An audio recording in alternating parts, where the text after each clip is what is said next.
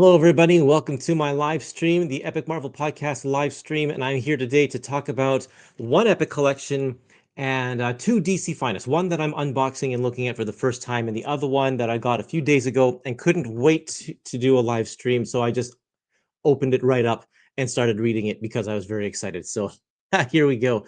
Let's see who's here today. Of course, it's James and Phil. An unboxing at 3 a.m. You're nuts. Well, who's really nuts? Me for doing an unboxing at this time, or you for being awake at this ungodly hour? Phil, come on. And I know you're going to be tuning into this live stream because I'm going to talk about one of your favorite books, Teen Titans. This is Teen Titans DC Finest, the Judas Contract, and I've never read any of Teen Titans, let alone kind of the landmark storyline. So this book was at the top of my most wanted DC Finest list when they started announcing all of the ones. My most anticipated one, really great. And why is it great? Well, I mean, Marv Wolfman, I just love this guy. I think he's a fantastic writer. I love Tomb of Dracula. I think that is such a good book. Um, and and he writes this one. And then you can't go wrong with George Perez doing the artwork. Every page looks absolutely stellar. And what I love about this, so I'm about 100 pages in now. And absolutely, I just think it's great. And the very first splash page just really, it got me. And I'll show you. It dumps you right into the middle of a story. Who killed Trident? And I thought this splash page is just, even though I've never read Teen Titans before, I was filled with nostalgia just because of the way it looks, just because of the composition, the colors, and the way it's drawn, the shadows, and the speech bubble with the large text in it, and it just feels familiar and feels comfortable, and I love that. I think that's so great when you pick up a book for the first time and it's like this feels right, and the whole thing does. The characters are all strong, they all have their own unique voice, and George Perez plays with cool layouts here and there, and it's got a good mix of some soap opera B stories with really nice kind of one part storylines with the issues that I've read at least. And I know some of the key points, like I know what Robin is building to coming up later on in the book, and the way that they're kind of playing that story out is really nice here. So it's got some great stuff. I absolutely love. Uh, I'm absolutely loving it so far. Um, the one thing I don't like in terms of the writing is their dumb nicknames for each other. They never call each other by their real names. It seems it's always like um, they always call Flash Fleet Feet, and and Cyborg is Rust Bucket or something like that, and uh, it just gets a little annoying at times, I think. So there we go. Um, it's got an issue of Batman and the Outsiders in here, so that's cool because I also don't know very much about the Outsiders. It's got an issue of Vigilante, which is a spin-off, I think, a spin-off title of the Teen Titans. So they do a little team up here. And what else? I think there's an action comic short story and stuff too. But yeah, just a lot of fun. Really enjoying this one. So I'm hoping, I know that there are like 17 new Teen Titans trade paperbacks.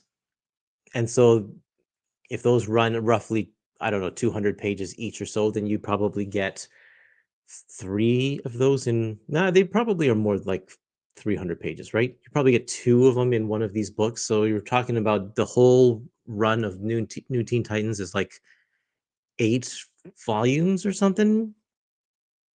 Is that right? Someone correct me. And this is not the first volume of this run as well. This one starts with um, issue 33. So I'm guessing there's a couple of volumes before this one as well. Oh, okay. Eagles for the Super Bowl win. Hope you caught the commercials. I saw some of them. So the thing about up here in Canada is that I have to wait till they all are on YouTube or whatever to watch the ones. Even if I'm watching the Super Bowl live, the Canadian feeds they play Canadian commercials over top of the American one, so we don't even get to see those ones live. At least that's the way it was. I don't know if it was that way this year, but that's how it's kind of usually been in the past.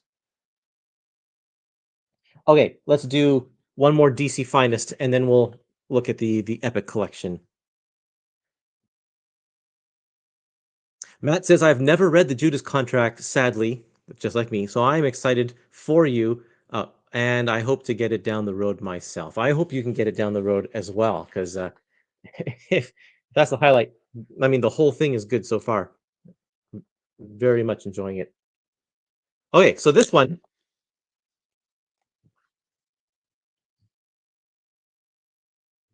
Doom Patrol. Doom Patrol, World's Strangest Heroes. That's the spine. Oh, you want to see who's on the spine of Teen Titans? It's Nightwing. My lamp is not letting me show you. Nightwing is on that. If I like X-Men, will I like Doom Patrol? Now, I think they're different books. They're kind of, I mean, there's definitely parallels, but I think they each have a different feel to them.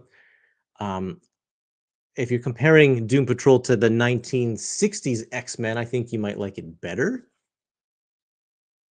Oh, here's Phil. He says, not necessarily. It's a different beast to 1960s X-Men. I'd recommend giving it a try. It's weird and wonderful. Yeah, so I've read a little bit of these issues before, not too many of them. And from what I've read, it just definitely goes into some weird places. There's the back cover. So this has My Greatest Adventure numbers 80 through 85, just the Doom Patrol issues. And then Doom Patrol takes over the book and it's renamed Doom Patrol through issues 86 to 102. At least that's what's collected in here. Then we have The Brave and the Bold 65, Challengers of the Unknown 48, and Teen Titans 6, featuring the original Arnold Drake and Bruno Premiani stories that created the team and launched them into the weirdness. Um, yeah. So if you like weird, I think this is going to be right up your alley. I like weird. And this definitely has its shades of the old science fiction, kind of Silver Age science fiction storytelling. So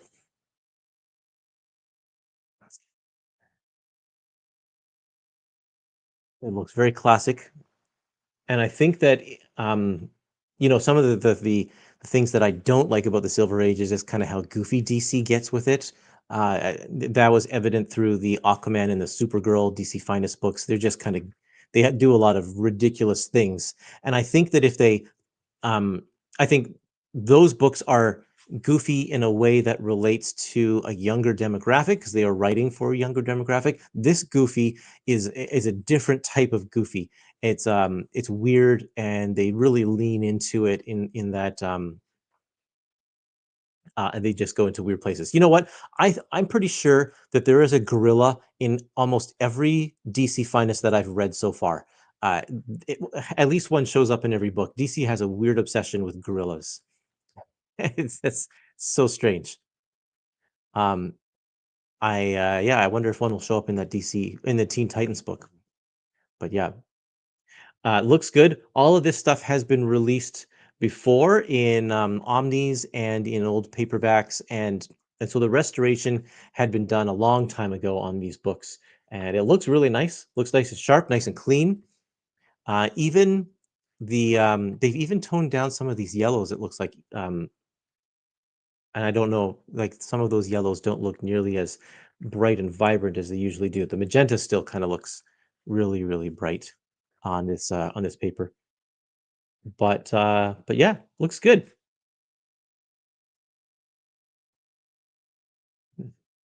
These advertisements, I kind of wish they just leave the advertisements at the bottom instead of putting the DC logo, but maybe there's some sort of legal issue with that because it's all over the place. Okay, people, gorillas were one of Carmine Infantino's 7 things that always sell comics. That's awesome. That's so cool. I That explains a lot then. There's nothing wrong with that. I think that's great. It's probably right. I think it's Fantastic. Uh, it's called The Doom Patrol now. Was it just called Doom Patrol before? They changed the name to The Doom Patrol?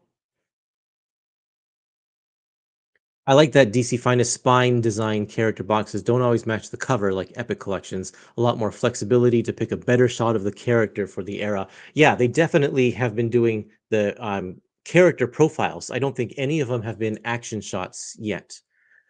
But yeah, you're right. Judas Contract was one of the first trades I ever bought. I got George Paris to sign it at 1990s Heroes Con. That's very cool. I'm glad that you got to meet him. I never got that opportunity. I love the Silver Age Doom Patrol though. Yeah. I think someone on the DC book, sorry, on the DC um, Facebook group was thinking that there would probably be maybe 3 volumes of this before it gets into the Vertigo years. So we'll have to see there.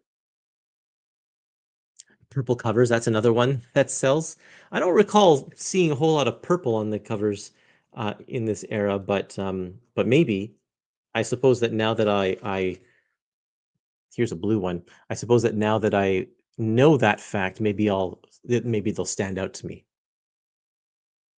There's a Secret Origins issues from the 80s or 90s that had all of Infantino's list. DC put out a science fiction book with a gorilla on the cover, and the sales shot up, so they repeated the experiment and got the same results. Then gorillas turned up everywhere, Titano, Grodd, etc. Yeah, and evidence with the fact that they're doing that DC Finest science fiction book that is going to be a whole bunch of gorilla stories all in one. Monsieur Mala, the gorilla, and the rain fall in love. I'm not sure exactly what you're saying there. It fall. Oh, and the rain fall in love in Morrison's Doom Patrol. I get it. I got you. Yeah. Would they collect the Vertigo material, or would they make a separate Vertigo line? That's a great question. No one knows at this point. Um, there are some that I think should be in DC Finest, and others that could be left out. I don't think that we'd ever see like Fables DC Finest. That doesn't seem to fit. Maybe it would. I don't know. But Sandman would, yeah. Animal Man, Doom Patrol, all the ones that kind of have their origins in DC's, superhero universe. I think those would be fine for DC Finest. Sandman, I don't think we'd see a. Well, that's a whole different story. But I don't. Regardless of the controversy at the moment, I don't think Sandman would be a good fit for DC Finest. So, are Marvel Epic Collections the superior format for collecting over DC Finest? I could make you a list of pros and cons. Um, I think the pros are that this one has a better price point, $40 for 600 pages, whereas the other one's $40 for 450 to 500 pages. Although some of these ones are a little shorter than 600 pages as well. But I think the presentation is nice. Um, there are no extras, which that could be a pro or a con depending on if you like extras or not. But these DC Finest books don't have extras at all. It's really just they go right up to the very end. You don't even get advertisements or whatever on the inside cover. Um, let's see here. They seem to be very similar in terms of they want to include like annuals and relevant crossovers and relevant miniseries. So that's good. Um, yeah, I don't know. I can't say which one is better than the other. I think they both serve kind of the same purpose. I guess we'll see as DC Finest fleshes out their line a little bit, and we get to see more of the trends of what they are choosing to put in, what they're choosing to not put in. Um, the DC Finest has chosen to include um let's see, Batman Year Two with redone coloring, so it's not based on the original colors. So that's in the con section. We haven't seen that yet in Epic Collections. They've chosen even Craven's Last Hunt, which historically has always been collected with recolored artwork. They decided to use the original coloring for the Epic Collection, which was nice. The Catwoman DC Finest had like one third of a crossover instead of the whole thing. Yeah, so there are exceptions to that for sure. Yeah, Catwoman, because it was involved in the huge Night Quest or Nightfall storyline. They did only include one chapter out of that. Include, but I mean that was like a big long thing. So I don't know. Yeah, it's hard to say. I mean, Marvel Epic Collections aren't without their faults too. There are times when they leave out parts of the crossover as well, or the modern era ones have skipped over the main crossover miniseries altogether. So that's different. But it's a chance to get everything hopefully in an unbroken run. I think the thing that people are asking about now, for if, in particular, is whether or not DC is committed to doing the whole shebang, even if sales start slipping. Because that's one of the things that Marvel seem to be committed to, even if some of the titles haven't sold as well, they've been still pumping them out. DC has been a little bit more um, trigger happy with pulling the plug on sale ones that where the sales haven't been so stellar. Okay, here's a new Epic collection for you, and this one is groundbreaking because it is the very first Ultimate Epic Collection. You can see it says here, right here, Ultimate Epic Collection. Ultimate Spider-Man. This is the first 13 issues. Yes, a little bit on the thin side of it in terms of your typical Epic Collection. It collects two full story arcs. Could they have put in three full story arcs? I think they could have, because that would still get them under 20 issues. Um, but they have all of these books already mapped out to like with the in the old trades that they called the ultimate collections, and I think they're just going to follow those, and hopefully they'll add in a few things here or there that they missed. I think the ultimate ones didn't include the annuals or something like that, so hopefully they add those ones in. But as far as these are concerned, I guess because they've already mapped them up with good starting and stopping points for the story arcs, that they want to keep them the way that they're going here. Some people call that lazy, but it is what it is.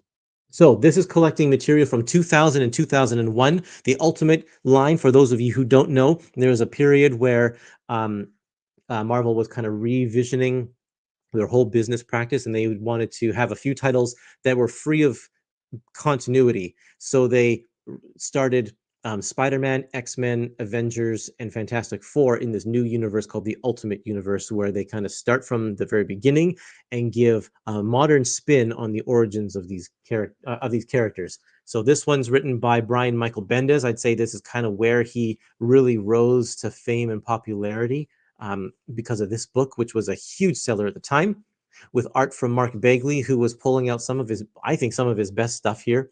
I really enjoyed his artwork. There was a big focus um, on more of the drama side rather than the action side. So it really took its time telling the origin story and really diving into how Peter Parker was feeling, and the thought process going through his head as he would go through the motions of the story that was told in Amazing Fantasy number 15. So like the whole origin story, he doesn't actually even become Spider-Man until like issue 5 or something like that. Um, which is, it's definitely telling a big story. And then of course, you meet a bunch of new reimagined villains, including like the Enforcers and Kingpin and Doctor Octopus. So I really enjoyed this all the way through. I thought it was just a fun, excellent ride the whole way through. This was, I think, this book helped usher in the way the Marvel does storytelling now, with its story arc.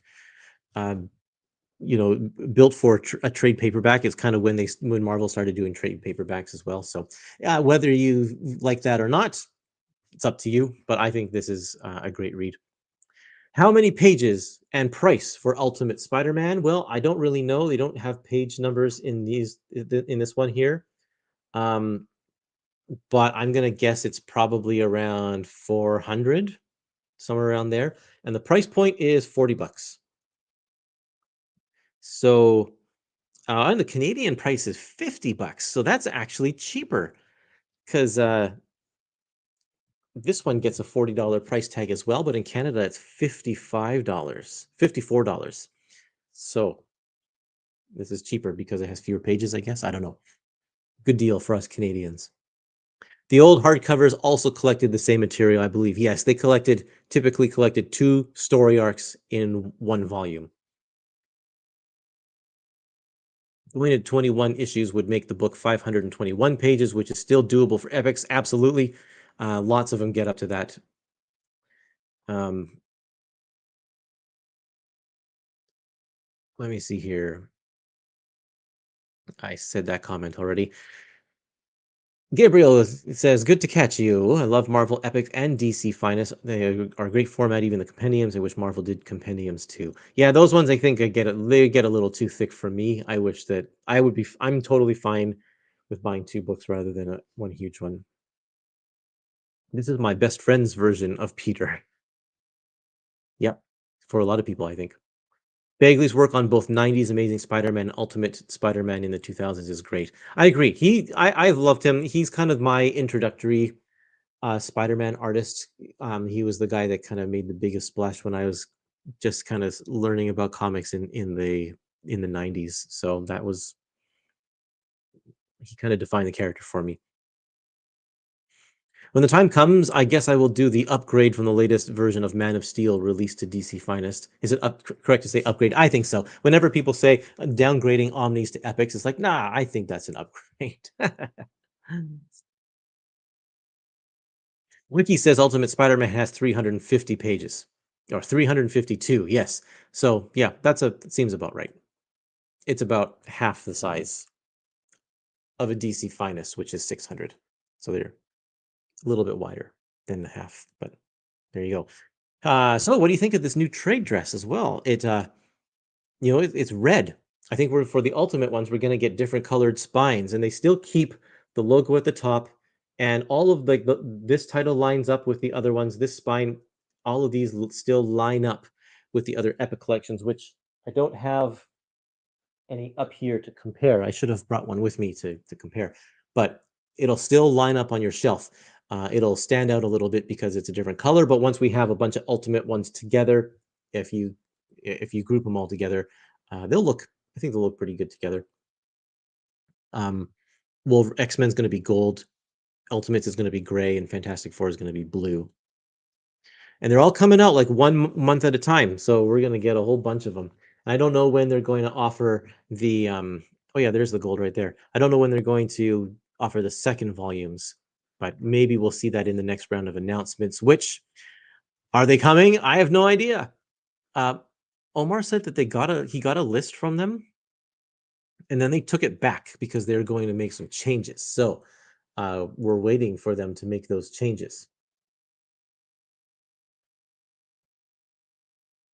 I really like Mark Bagley's faces. I think that he does a really nice job of making people look like real people. They're not too cartoony, but they're not realistic at the same time either. He puts emotion. Some people say that all his faces look the same, but um, I don't know. I think that I can tell Peter Parker apart from, this is definitely not a Peter Parker face. He's got a bigger chin, that kind of thing. Flash Thompson looks different, but who knows? I like it. Neat seeing all the pencils, the uninked work here. That's always nice to see. It's a big sketchbook of all these characters. That's it for bonus features. Some sketches, some cover sketches. By the way, people were saying that they don't like the huge stripe on the front cover, but remember the Ultimate Comics always had 2 stripes on either side here. So what they've done is they've taken both stripes and just kind of squished them together on one side. I measured this out, and it is the exact same width. If they had done a stripe on this side and a shorter stripe on that side, it's the same amount of space lost. And I think the reason for that is because a lot of the artists who did the cover art, they incorporated those stripes, like the art doesn't exist full, like to the edges. So in order to put it on the cover, they need to compensate for that space somehow, and this is how they've decided to do that. I would have preferred if they just kind of gave us both stripes on the sides like the original covers. That would have been fine with me, but they decided to do it this way. Yeah, I think the ribbon on the cover is a bit too big. So that's exactly what I was saying. It's exactly the same amount of space taken up as the original Ultimate covers. It's just they decided to stick it both stripes on one side, which makes it look really fat.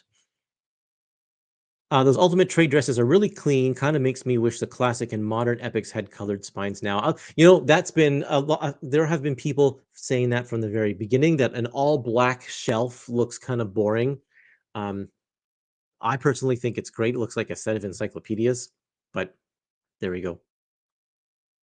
Is there something wrong with me that all comic books that were written in the 1960s or early 60s are really hard for me to read? It took me almost 6 months to finish Avengers Epic number four. So that's a bad example, Avengers number four, because it's written mostly by Roy Thomas, and Roy was an extremely wordy person. So in like, yes, the 60s they were wordy in general, but Roy Thomas's comics at that era were even more wordy. There's nothing wrong with you. That is kind of how it is.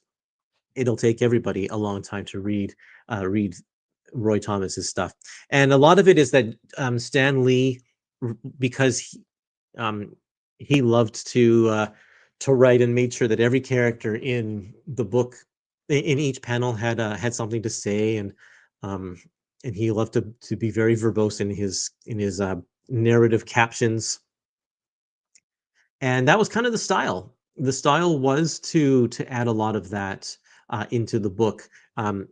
The emphasis, I think, was a little bit more on the writing than it was on the artwork, and so a lot of the panels, especially when you have a compressed story in one issue, and you need to aid the reader along the panels, because you can't tell a whole lot in some of the action. Um, it has to be explained. So you see that a lot in those books in the 60s.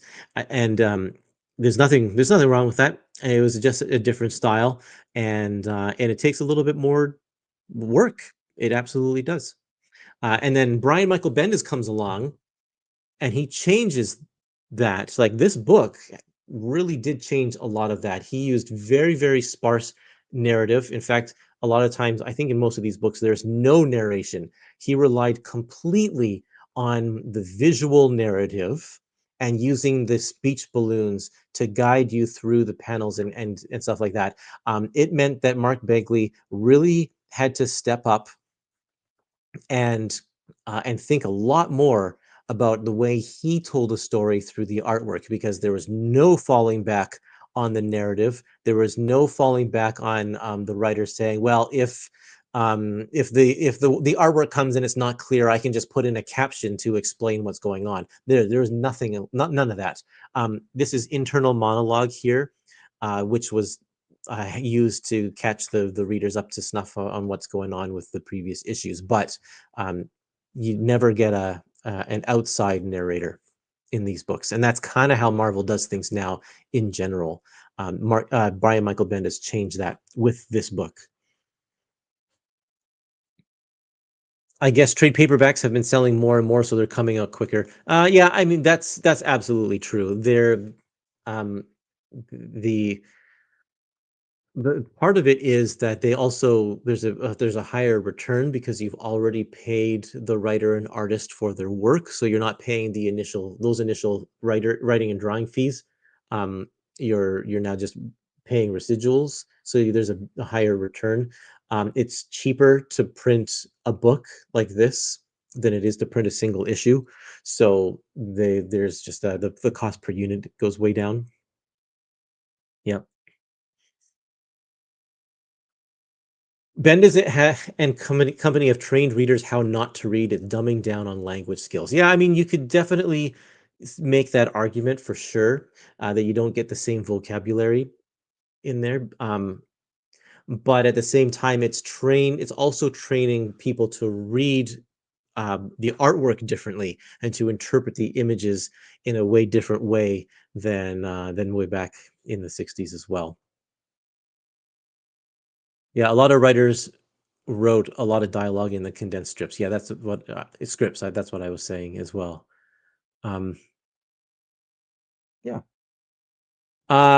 Okay. I think that we have two very different styles of writing in these books. And some people are going to prefer this, and some people are going to prefer this, and that's fine. It's I don't think that you like what Phil is saying. It's not dumbing down to read Ultimate Spider-Man. There's still definitely an intelligence in there that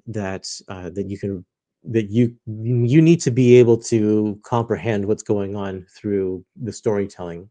And I think that's I don't know. I'm not going to knock anyone for liking this stuff because it's all subjective. I love it. I love Ultimate Spider-Man. Uh, but yeah, I mean, you definitely compare the amount of words that are on those pages I just showed you with all of the stuff in here, and you can see all of the different narrative boxes that are in these ones. They're all over the place. There's another gorilla.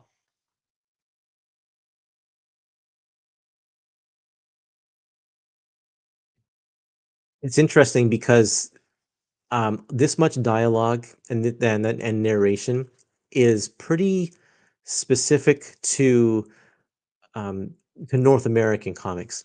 If you look at European comics from the 60s, let's say like Smurfs or Tintin, Asterix, that kind of stuff, you don't get the same sort of massive text. I was reading one from the 1940s.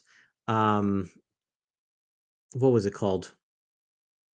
Blake and Mortimer. I was reading Blake and Mortimer's from the 1940s, and it reads so clear, like a modern comic. There are parts of it that are very, very, very dense, but in the whole, it's not at all like reading a Silver Age comic, even though it's a Golden Age, technically, Golden Age era comic. Yeah, very interesting how the comics have developed differently in different parts of the world. Then you look at manga as well, even manga from the 70s, 60s, and before don't rely on the heavy narration as well. It's very much um, told through the pictures and um, told through the dialogue. The schoolyard joke in my day was comics. You can't read a book without pictures. It's coming true. You can't read a book without pictures. Um, there's nothing wrong with that. Haven't read Terry and the Pirates. Are they wordy? I would say, let's see here. That's also from the 1940s, and they are not as wordy as Roy Thomas's Avengers, that's for sure. Um, they it's smart writing. Some of it is wordy. Sometimes they let the words speak for themselves or the pictures speak for themselves.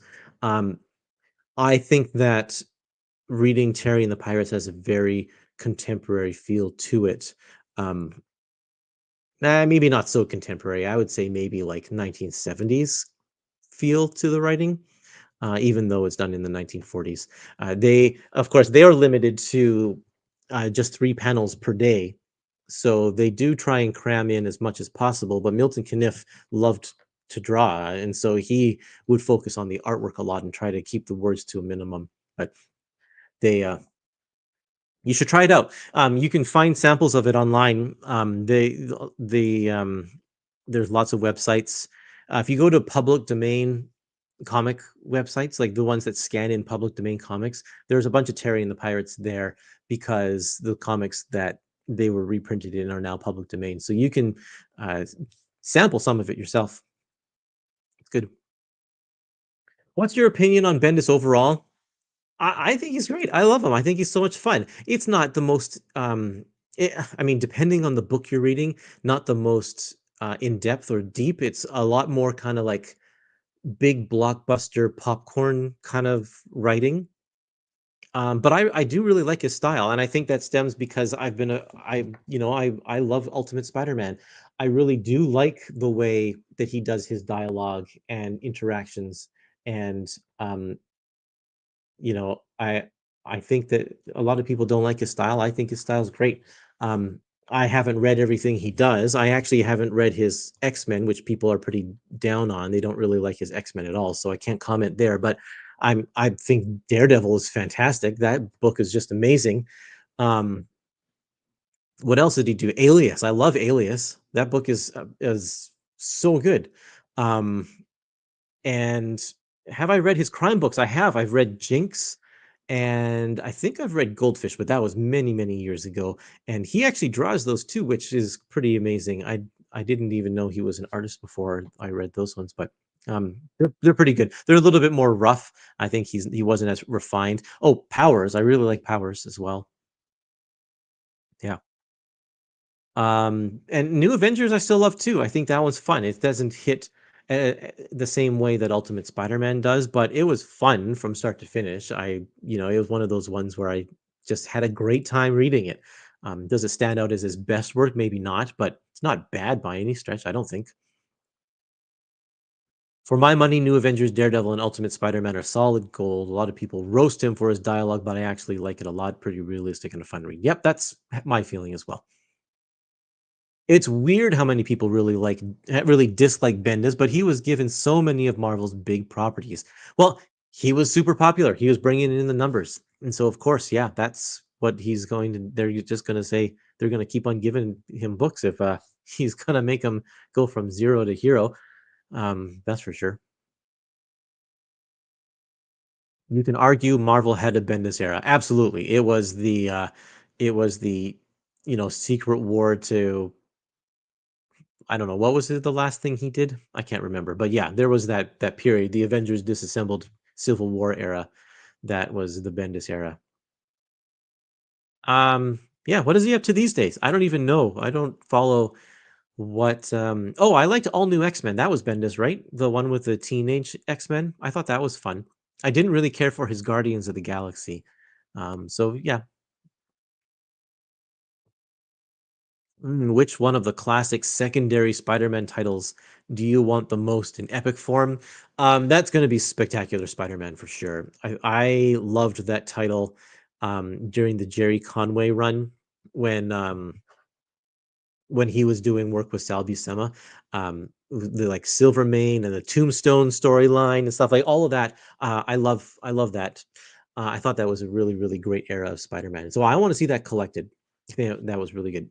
Um, I think Alex Saviuk was Web of Spider-Man, but it was Sal Buscema and Jerry Conway, I think. But yeah, Marvel team up, it's okay. A lot of people are clamoring for that one, and I'm like, yeah, that one's okay. I do enjoy those stories, but the lack of kind of the overall narrative, it was a little bit harder for me to love.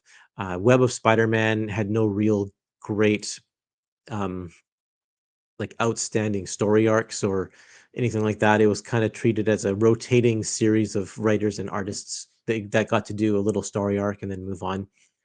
And then the adjectiveless Spider-Man, it also jumped around quite a bit and then got quickly sucked into the crossover era. So it didn't really ever have a voice of its own. So it's the 80s and 90s spectacular Spider-Man, I think that I'm looking forward to the most.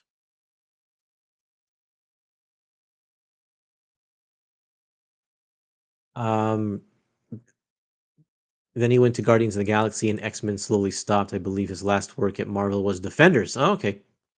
I feel like Hickman is essentially what Bendis was supposed to be. Yeah. Um, maybe. Yeah, they definitely had a Hickman era as well, didn't they? Where Hickman was kind of taking the big ones and doing this big overall story. I would like to see epics of Werewolf by Night and maybe Dracula 2 down the road. I think when the time comes that Marvel is ready to reprint those again in soft cover, that they will be epics for sure. They're now doing reprinting the Omnis, so I think we have to see those kind of run their course first, and then we'll get to the epics.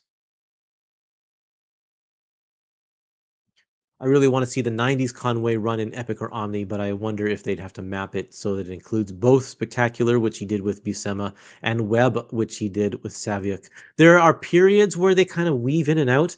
For a time, um, I think it was for a time, Spectacular Spider-Man only focused on Peter's life at the Daily Bugle, and Web of Spider-Man had him taking trips to different locations. Like he was a reporter that was, or a photographer that was sent to different locations around the world. So those kind of would have to be separate.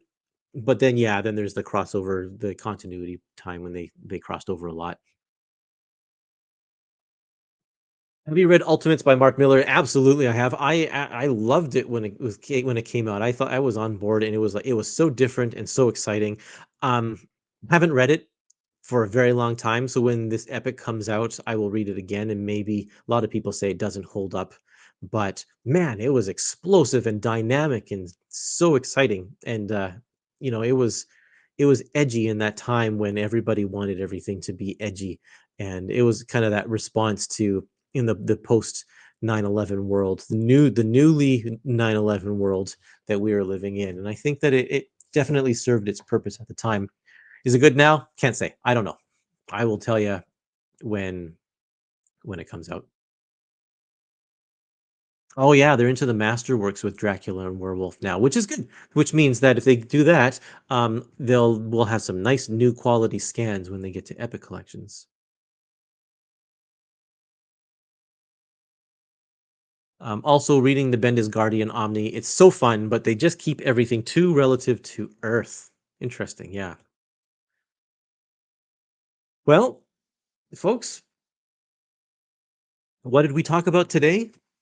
We talked about Ultimate Spider-Man Epic Collection Volume 1 Learning Curve.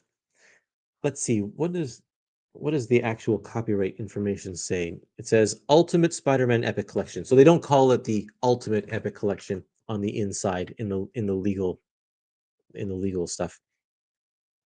Um, Ultimate Spider-Man Epic Collection Learning Curve. Issues 1 to 13. $40 US, $50 Canadian. And then also we talked about the Doom Patrol, the world's strangest heroes, and this has a bunch of Doom Patrol issues. The origin, this is the very first volume of Doom Patrol stuff, has My Greatest Adventure 80 to 85, and then it changes its name to Doom Patrol for 86 to 102.